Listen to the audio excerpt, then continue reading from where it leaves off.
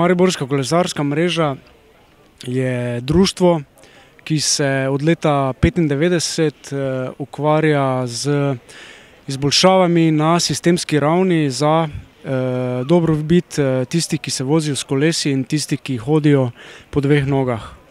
Kakšni so kaj napredki? Napredki so, da je trend v porastu, trend uporabe koles je v porastu. Žal pa infrastruktura ne sledi tem trendom tako hitro, tako da se na področju infrastrukture, kar je najbolj pomembno, premika bolj počasi. In kaj ste za vse, ki so se udeležili, pripravili? Pričakujemo dobro zabavo, to, da se bomo imeli fajn sproščeno, da se bomo družili, da se bomo malo spet srečali tisti, ki se itak srečujemo ob takih zadevah in ki so del kolesarske mreže, in da navzven predstavimo neko pozitivno podobo kolesarjenja, pa opozorimo tudi na nekatere nerešene vprašanja, ki bi lahko bila v prihodnosti rešena. Kam vas bo peljala pot?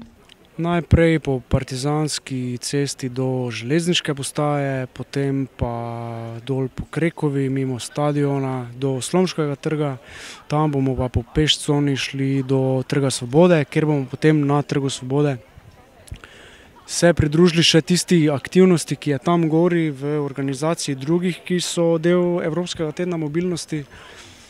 Potem pa se bomo odpeljali še v Vitrinski dvorec, da se bomo malo posladkali in okrepčali. Se vam zdi, da je vsako leto več ljudi, ki raje zajahajo kolo? Ja, seveda. To je. Jaz mislim, da so kolesarji, torej pa ne samo kolesarji, ljudje, ki kolesarijo, so vedno bolj množični. Bi mogoče sporočili kaj ostalim, ki si bodo gledali ta video? Mogoče to, da prijejo naslednjo leto na kako našo prireditev, pa se mogoče udeležijo kakšne take prireditve, pa to, da so v prometu strpni, da stvari bojo šle naprej in se bojo izboljšale enkrat. Pa da tu pa tam napišejo občini kak e-mail, da tu pa tam kaj ne štima, pa na tak način tudi probajo malo stvari premakniti.